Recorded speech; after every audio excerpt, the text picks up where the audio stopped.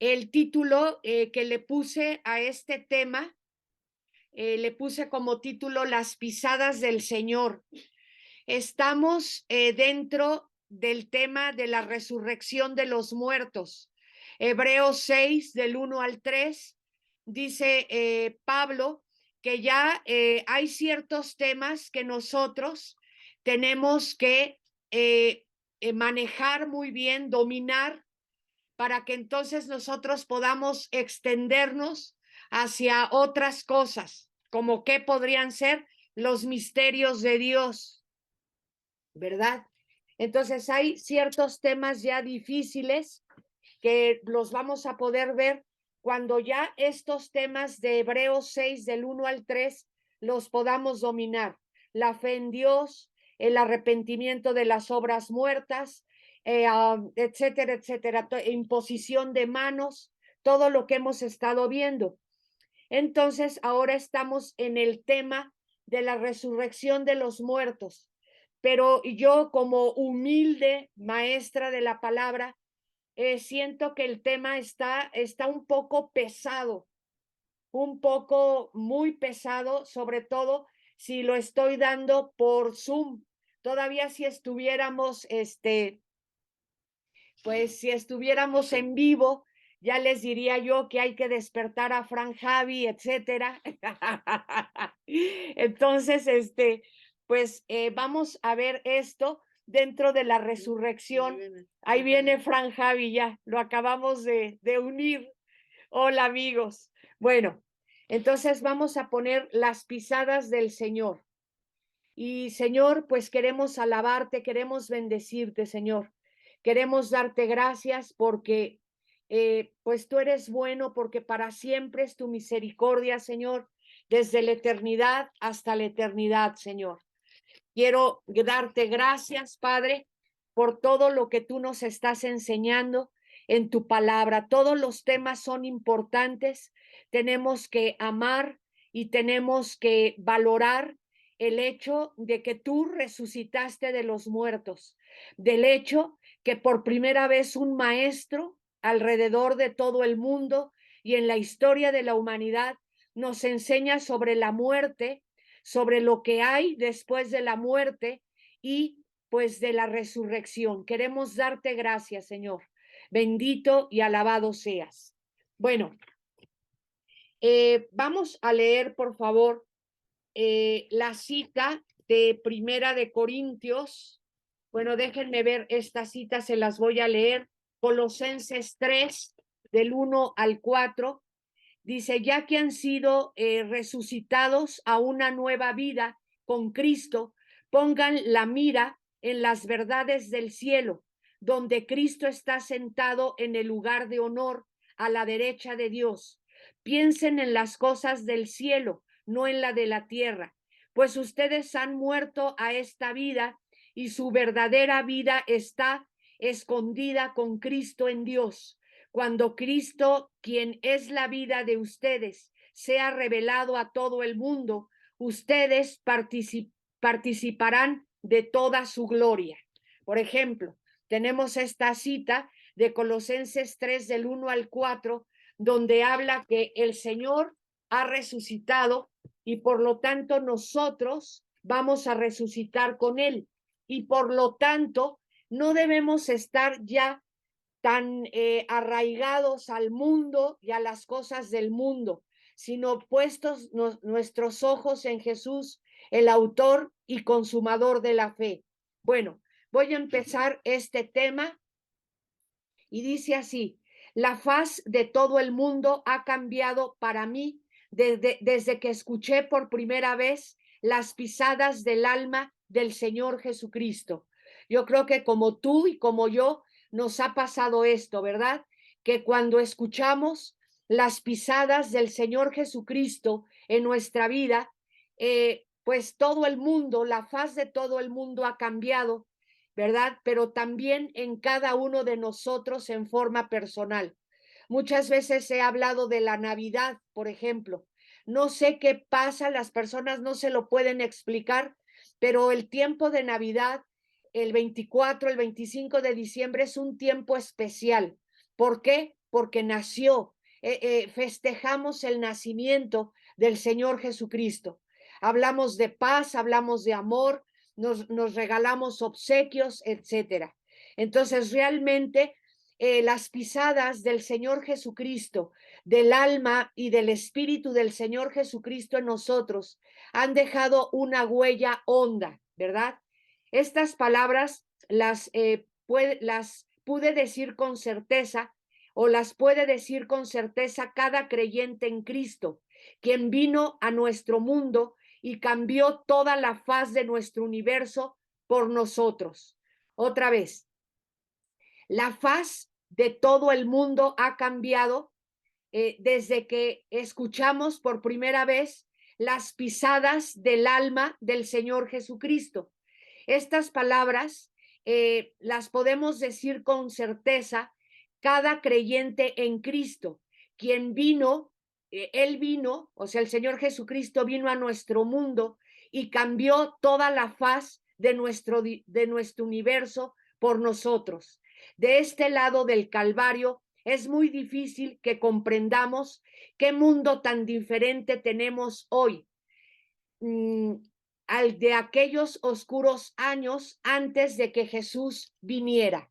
O sea, hay una división, ¿verdad? Hay un rompeaguas antes del Señor Jesucristo a después del Señor Jesucristo. Antes había una obscuridad penetrante, terrible, tremenda, mucho miedo, mucho temor. Si bien aún hay agonía, muerte y tribulación, la venida de Cristo estableció que una vasta diferencia. Otra vez, si bien aún hay agonía, muerte y tribulación, la venida del Señor estableció una vasta diferencia. Ahora la humanidad puede ver claramente el propósito de Dios en nuestro mundo y cómo Él está trabajando para actualizar ese plan eterno. El Señor todos los días trabaja. El Señor Jesucristo dijo en los evangelios, sobre todo en el evangelio de Juan, de Lucas, mi Padre hoy trabaja y yo trabajo. El Señor dice, mientras esté la luz, yo voy a trabajar. Vendrán días de oscuridad. Y fue cuando lo mataron, cuando su ministerio llegó hasta ahí, ¿verdad? Ya no pudo sanar, ya no pudo limpiar, ya no pudo levantar muertos, ¿verdad? Porque él mismo tuvo que enfrentar la muerte y después la resurrección. La palabra de Dios nos dice que su obra está lejos de estar completa. Él está aún redimiendo al mundo para sí y continuará haciéndolo gracias a tu ayuda, ¿verdad? ¿Cómo van esos temas que vimos ahora en enero, hermanos? ¿Estamos haciendo todo lo que el Señor nos dijo que teníamos que hacer este año?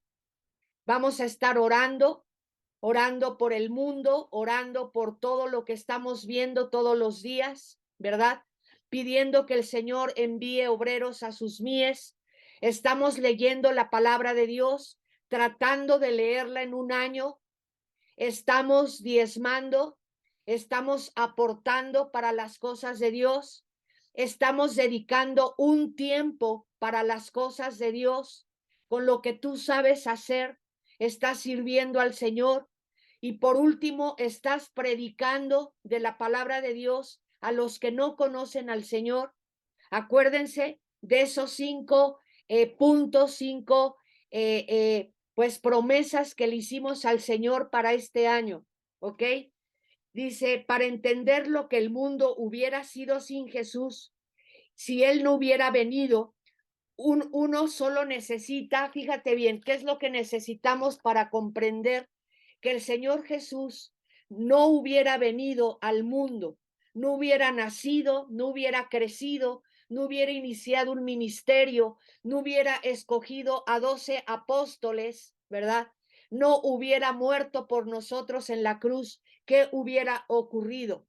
Es como si entraras a un cuarto oscuro y sentarte silenciosamente hasta que la obscuridad se filtre en tu alma, sin vislumbrar alguna luz y la opresión de la oscuridad. Eso nos da una pequeña indicación de lo que nuestro mundo habría sido si Jesucristo no hubiera venido. Él nos dice en el Evangelio según San Juan, yo soy la luz del mundo. El que no viene conmigo, ¿verdad? El que no viene detrás de mí, yo iluminándole, está en tinieblas. Eso es lo que te dice el Señor. Realmente la faz de todo el mundo ha cambiado desde que escuchamos por primera vez las pisadas del alma de mi Señor Jesucristo en cada uno de nosotros. A mí jamás se me podrá olvidar la primera vez que yo escuché el mensaje de salvación cuando yo tenía 17 años y medio, hermanos. Ya sé que Ricardo se va a reír porque siempre digo la edad, pero eso no es lo importante es la forma como a mí me impactó escuchar que Jesús me amaba, que yo era valiosa para el Señor Jesús, que el Señor había muerto por mí en la cruz, que había dado todo por mí y que tenía todo para mí. Y vaya que si lo he comprobado por más de 43 años de ser cristiana. Antes de Cristo, el hombre estaba plagado de incertidumbre sobre la vida más allá de la muerte. Todos en nuestro interior sabemos que existe la vida más allá de la muerte, pero no teníamos esa seguridad. Otras veces, cuando hablamos de otros temas, sabemos que hay muchas religiones, que hay falsas religiones, que hay miles y miles y miles de religiones, porque el hombre sabe muy en su interior que fue creado por Dios, que hay un Dios que lo creó y que hay una vida después de la muerte, que nuestros espíritus y nuestras almas, y te tengo grandes noticias, nuestros cuerpos físicos también son eternos. ¿Sabías eso? Por eso son las resurrecciones, para que tu cuerpo físico sea de lo corruptible, se convierta en incorruptible. Entonces, aún nuestros cuerpos físicos van a sufrir una transformación. Y de eso se trata, pues, este tema de la resurrección de los muertos.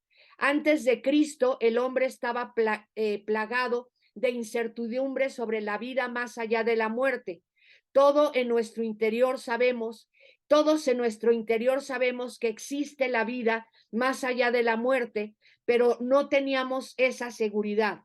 Jesús vino al mundo y dijo a los hombres que podían tener vida eterna.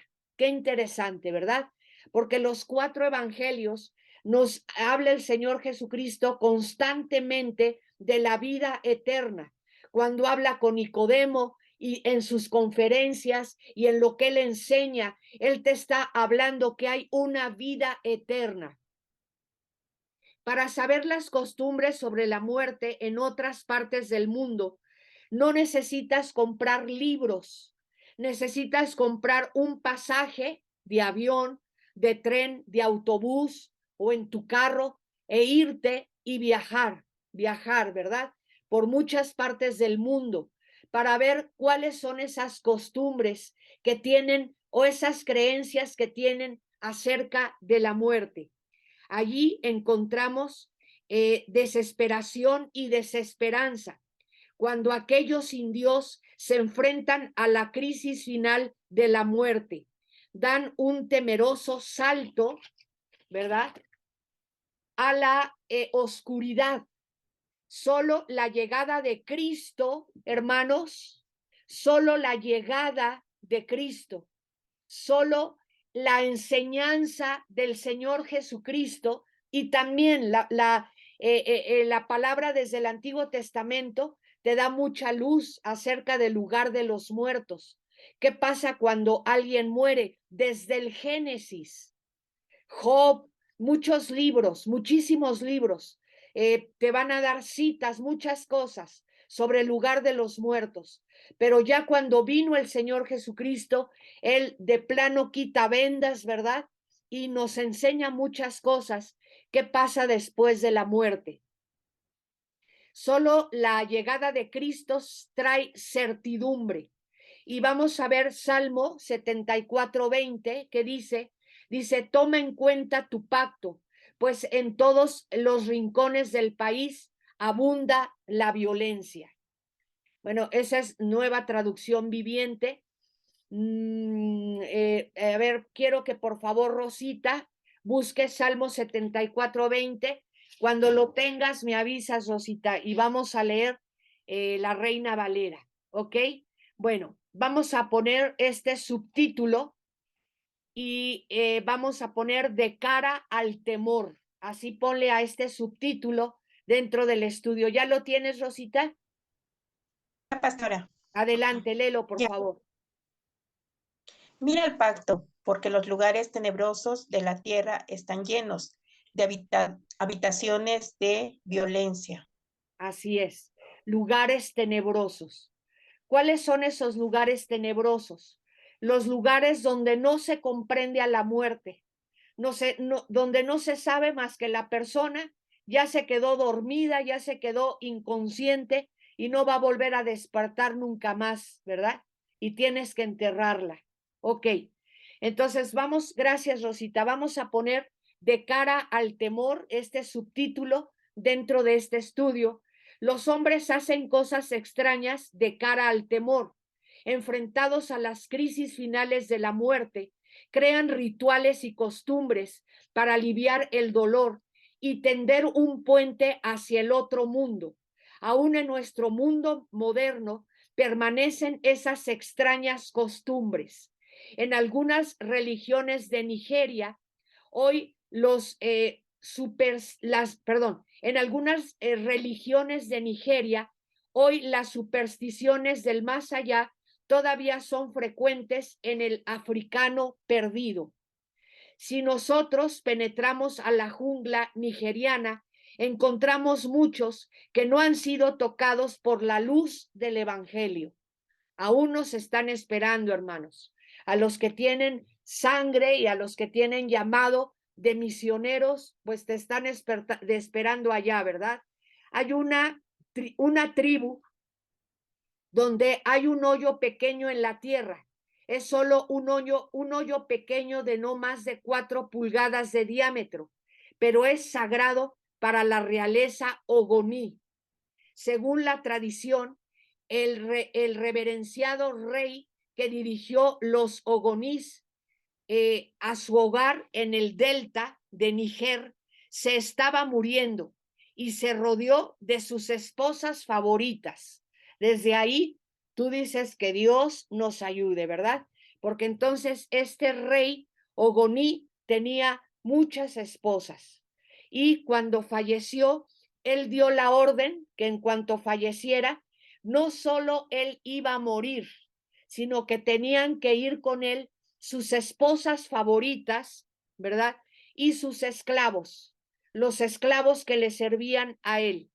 Déjame leerlo.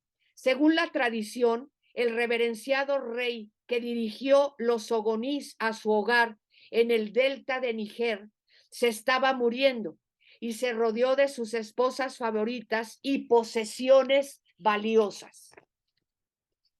Cuando llegó la hora de morir, el rey comenzó a descender hacia la parte interior de la tierra a través de un hoyo que había sido preparado por emisarios del mundo de los espíritus. Los esclavos que llevaban valiosas posesiones y las esposas escogidas predecedían al rey hacia las profundidades. Cuando la tierra estaba cerrándose sobre él, el rey recordó su frasco favorito de vino de palma que había dejado sobre la superficie. Alzándose, logró agarrar el frasco y lo jaló a través de la tierra que se compactaba. Pero según la leyenda, era demasiado tarde. El polvo había dejado de moverse, dejando una abertura del tamaño del frasco para marcar el sitio donde el rey había ido al mundo de los espíritus. ¿Ok? Bueno, pues tú ya te has de imaginar, ¿verdad? Ese lugar lo siguen adorando.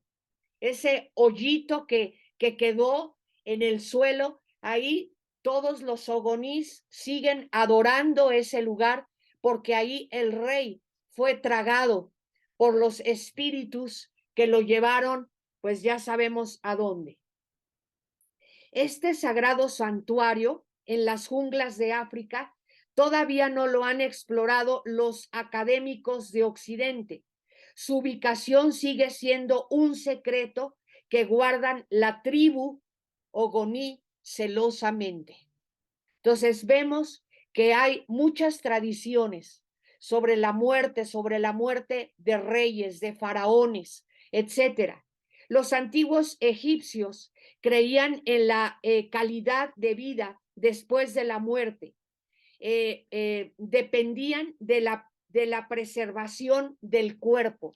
Por eso los embalsamaban, por esas creencias que ellos tenían. Dependían de la preservación del cuerpo. Por eso perfeccionaron la momificación y construyeron enormes pirámides para marcar los lugares de enterramiento de la aristocracia egipcia, ¿verdad?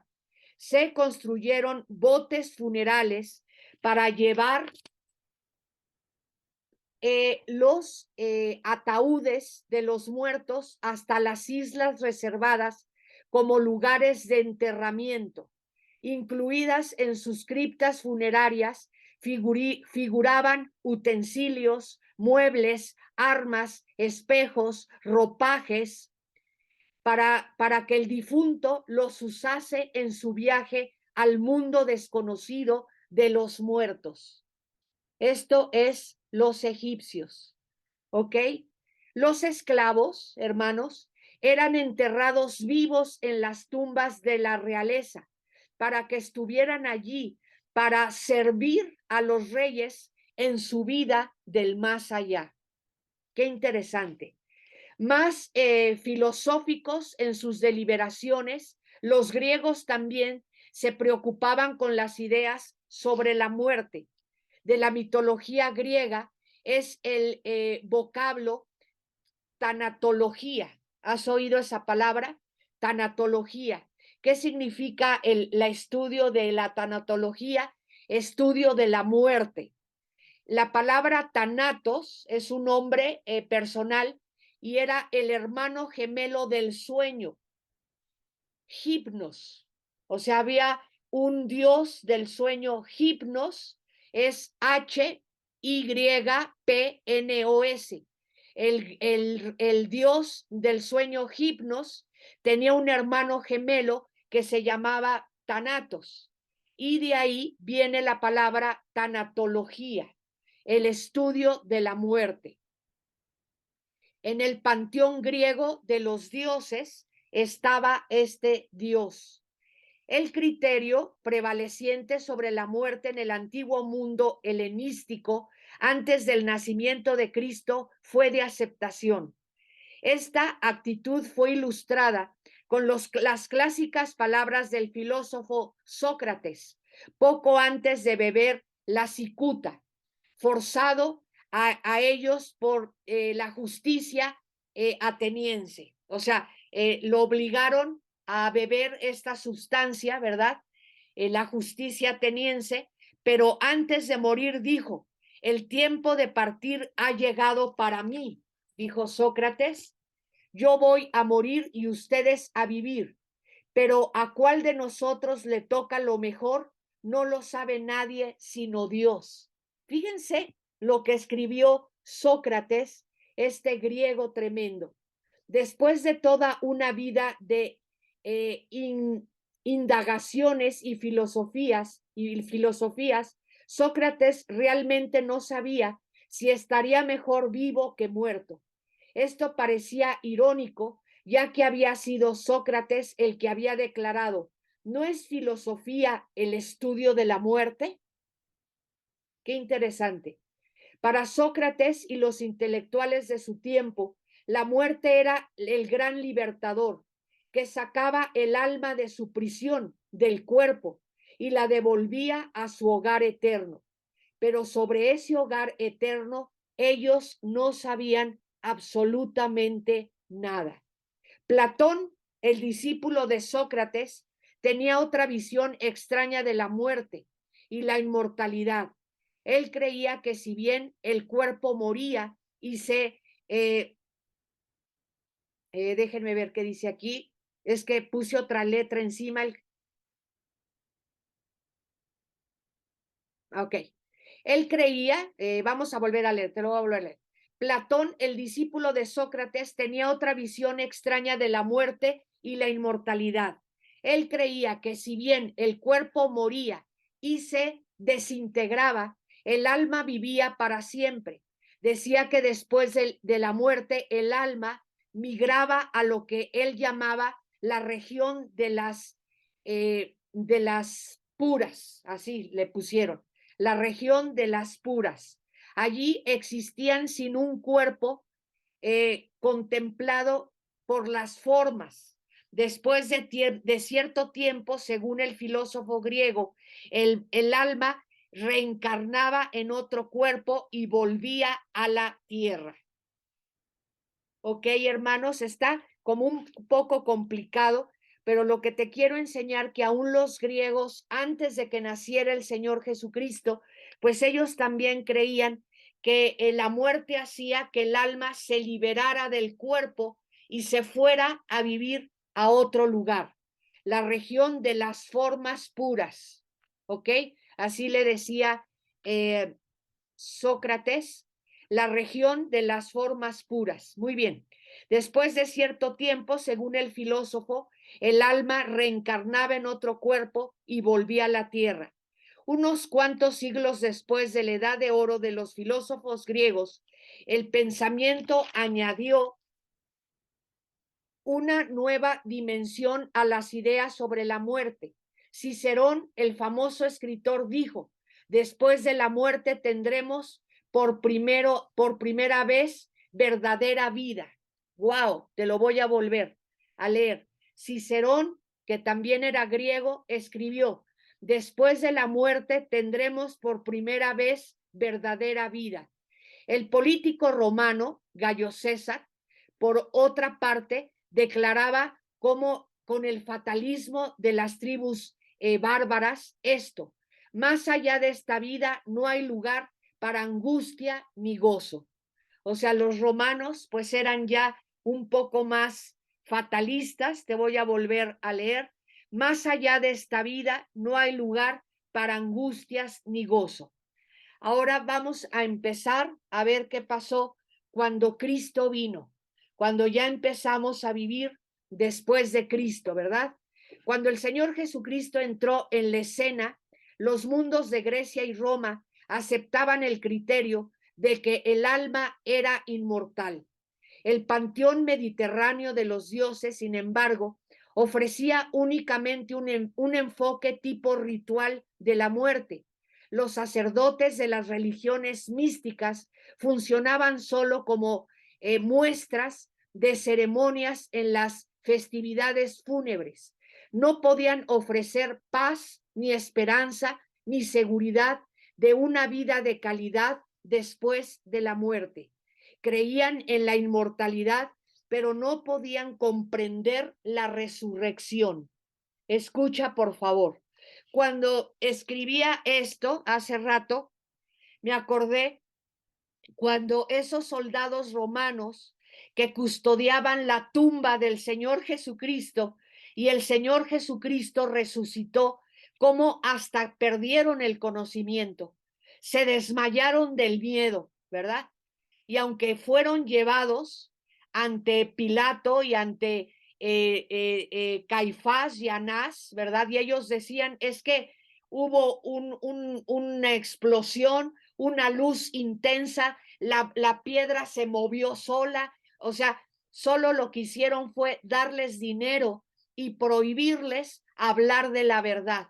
No los mataron, pero sí les prohibieron, les dijeron, inventen que los discípulos se robaron el cuerpo. Y hasta el día de hoy, los judíos creen eso, que los discípulos se robaron el cuerpo para inventar que el Señor Jesucristo había resucitado. Pero hay algo muy interesante, que los romanos creían en la inmortalidad, pero no podían comprender la resurrección. Los ojos del mundo occidental se volvieron hacia Palestina para un nuevo sentido de dirección en cuanto a la muerte y el más allá.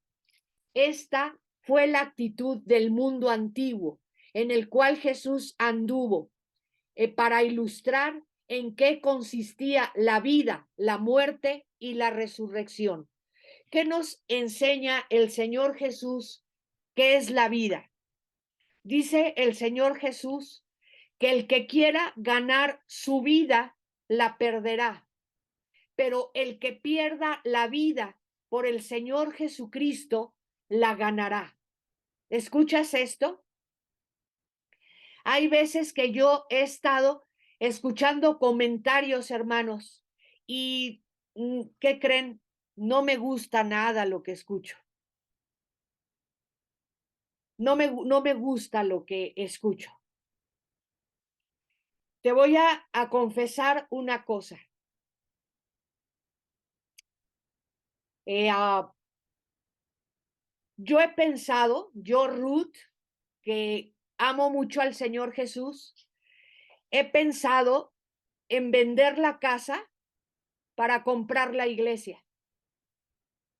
Evidentemente, Ricardo y Ruth me dicen, bueno, sobre todo mi esposo, que, o sea, aquí evidentemente yo no tomo las decisiones así por así. Pero te voy a decir algo. Si a mí el Señor Jesús me dijera, Ruth, quiero que vendas la casa y vas a comprar la iglesia, vendo la casa y compro la iglesia. Y si el Señor Jesús me dice, Ruth, te voy a mandar de misionera a Nigeria, yo voy, hermanos.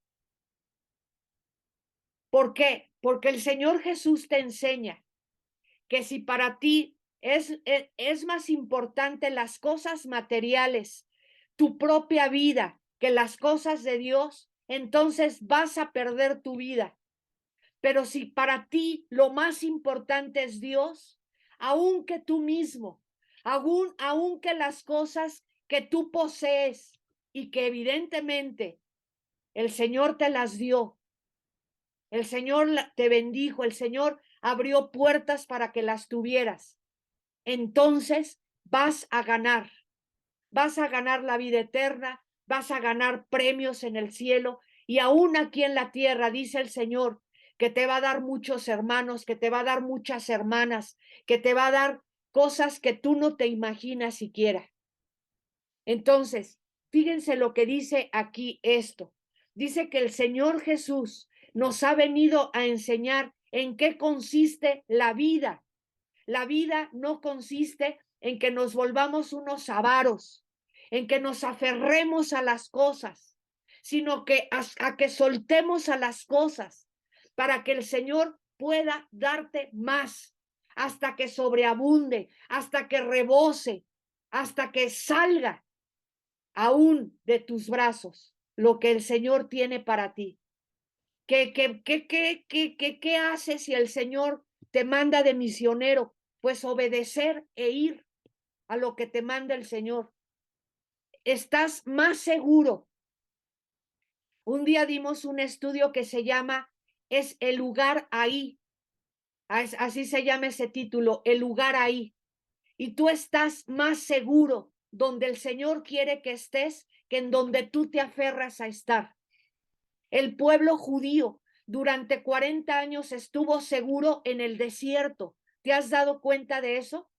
Sin paredes, sin techo, en medio del desierto, ¿verdad? De Sinaí. Durante 40 años, Dios quiso que estuviera ahí y ahí lo cuidó. Ahí estuvo el Shekinah con la nube en el día, con la columna de fuego en la noche. Jamás los picó un escorpión, jamás los mordió una serpiente, a menos que fuera una disciplina de parte del Señor. Entonces, el Señor nos ha enseñado cómo vivir, cómo nuestros valores tienen que cambiar, cosas que antes eran valiosas para nosotros, que ya ahora no lo sean. No te aferres a eso, aférrate al Señor. Y dice aquí que el Señor Jesús ha venido a enseñarnos, ¿verdad? Cómo vivir, cómo morir y qué hay en la otra vida. ¿Qué hay después de que cambiamos de domicilio? Tú vives ahora aquí, en la dirección en donde tú vives, pero en un momento a otro, cuando el Señor te llama, ¿verdad? Cuando ya es hora de irte de este mundo, de un momento a otro cambias de domicilio, ya tienes otra dirección, ya habitas en otro lugar. Muy bien. Dice, fue la actitud del mundo antiguo en el cual Jesús anduvo para ilustrar en qué consistía la vida, la muerte y la resurrección. Los conceptos primitivos y paganos de la muerte aún existen en nuestro mundo moderno. Aún algunos tiran flores y queman incienso en pues, ante una urna de cenizas humanas. Otras religiones enseñan a mutilarse y a flagelarse con el fin de ganar el favor de los dioses para una reencarnación más elevada. Te tengo noticias. La Biblia nos dice que no existe la reencarnación. Hebreos dice, está estipulado para el hombre morir una sola vez y después el juicio. Esto de la reencarnación no es bíblico, ¿verdad? Que hoy soy Ruth, pero para la siguiente vida soy burro y para la otra vida soy piedra. Eso no existe en la Biblia. Te dice el Señor, está establecido para los hombres morir una sola vez y después el juicio. Ruti me dice, se me acabó el tiempo, vamos a dejarlo aquí. Nos vemos el próximo viernes con este tema. Hay más, hermanos. Dios los bendiga. Adiós.